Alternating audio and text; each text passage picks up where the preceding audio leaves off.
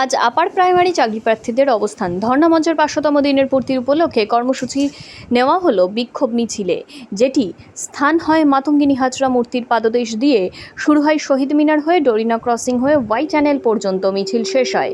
কাল হাইকোর্টের ডিভিশন বেঞ্চের রায়ের পর ২৫,০০০ চাকরি খারিজ করা হলো। তারপর থেকেই জল্পনা শুরু। ইতিমধ্যেই ১০টা বছর পেরিয়ে গেছে বঞ্চিতদের। চাকরির কোথাও কোনো দেখা নেই। মুখ্যমন্ত্রীর কাছে একাধিকবার দাবি জানিয়েছে, কিন্তু তাদের সুরাহা হয়নি। ১০ বছর দিয়ে নিয়োগ নেই। তারা যোগ্য চাকরি প্রার্থীর রাস্তায় কাটাচ্ছেন। সময় ইতিমধ্যে অনেকেরই বয়স পেরিয়ে গেছে। চাকরির অনেকেরই কাউন্সেলিং হয়েছে, কিন্তু স্কুলে যেতে পারছেন না তাদের কেউই। তারই উত্তর নেওয়ার জন্য আজ তারা রাজপথে নেমেছেন বঞ্চিত আপার প্রাইমারি চাকরি প্রার্থীরা। তারা আজও আশাবাদী। মুখ্যমন্ত্রীর কাছে সেই সাথে আপার প্রাইমারি চাকরি প্রার্থীদের আরেকটি অভিযোগ, তাদের জেনে বুঝে আইনি জটিলতা বাড়ানো হচ্ছে।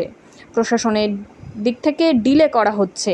রাজ্য সরকারের পক্ষ থেকে যাতে তারা কোনোদিনই স্কুলে না যেতে পারে, এইভাবে দিনের পর দিন বছরের পর বছর রাস্তায় কাটাচ্ছেন তারা।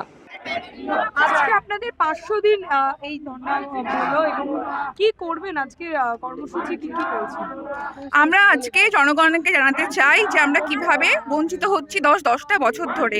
আমাদের একবার প্যানেল প্রকাশ হয়, এত দুর্নীতি ভরা ছিল সেই প্যানেল, মহামান্য হাইকোর্ট সেই প্যানেলটাকে ক্যান্সেল করতে বাধ্য হয়। আবার আমাদের ফ্রেশভাবে রিক্রুটমেন্ট প্রসেস শুরু হয়।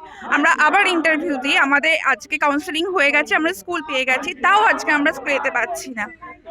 এই প্রশ্নের উত্তর নেওয়ার জন্য আমরা আজকে রাস্তায় এসেছি। মাননীয়ার কাছে আমরা উত্তর চাই যে আমাদের কবে আমরা স্কুলে যেতে পারবো। পাশাপাশি তো আমরা দেখলাম ২০১৬ পুরো প্যানেলটাই বাতিল হয়ে গেছে। তাহলে কি কোথাও কি আপনারা এখন কি চিন্তায় বা ভয়ে রয়েছে? না, আমাদের চিন্তা ভয়ের কারণ নেই। এই কারণে আমাদের প্যানেলটা সম্পূর্ণভাবে স্বচ্ছ। আর এই স্বচ্ছতাটাই হচ্ছে সরকারের সব থেকে বড় বেশি প্রবলেমের জায়গা, কারণ ওদের এখান থেকে ১ পয়সা ইনকাম করতে পারেনি। সেই কারণে আমাদের বারবার ডিলে করছে প্রসেস।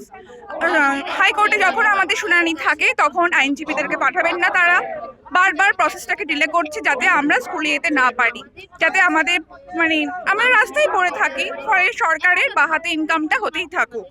এই গরমেও আজকের এই মিছিল কি দাবি মনে হচ্ছে যে তাড়াতাড়ি জয়েনিং এর জন্য এবং আমাদের ধারাবাহিক কাউন্সিলিং এর জন্য। আপনার নাম? আমার নাম মন্দিরা কর।